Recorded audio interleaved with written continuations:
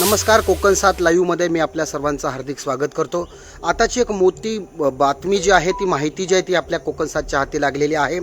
पंतप्रधान नरेंद्र मोदी, राष्ट्रपती द्रौपदी मुर्मू या 4 डिसेंबरच्या नौसेना दिनानिमित्त सिंधुदुर्ग किल्ल्यावरती येत आहेत आणि त्याच पार्श्वभूमीवर सुरक्षेची आणि कायद्याची व्यवस्था पाहण्यासाठी मालवण बंद ठेवण्यात आलं होतं आणि त्यानंतर आता एक महत्त्वाचा दस्तऐवज आपल्या कोकण 7च्या हाती लागलेला आहे।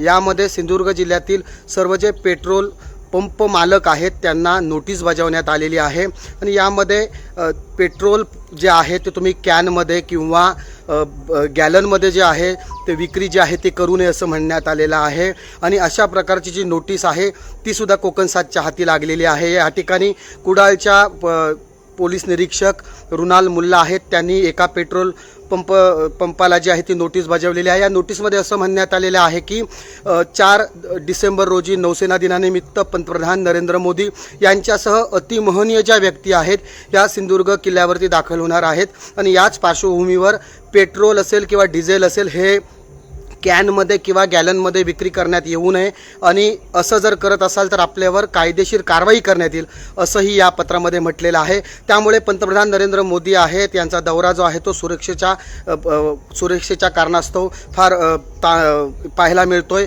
आणि फार मोठी सुरक्षा जी आहे ती या ठिकाणी तैनात केली जाणार आहे। त्यामुळे पंतप्रधान नरेंद्र मोदी 4 डिसेंबर रोजी आपल्या जिल्ह्यात दाखल होणार आहेत आणि याच पार्श्वभूमीवर पोलीस प्रशासनासह देशाचंही लक्ष या दौऱ्याला लागून राहिलेलं आहे। पूर्ण जग जे आहे त्या दौऱ्याकडे त्यांचं लक्ष लागून राहिलेलं आहे आणि पोलीस प्रशासनाचीही जय्यत तयारी या ठिकाणी आपल्याला पाहायला मिळते।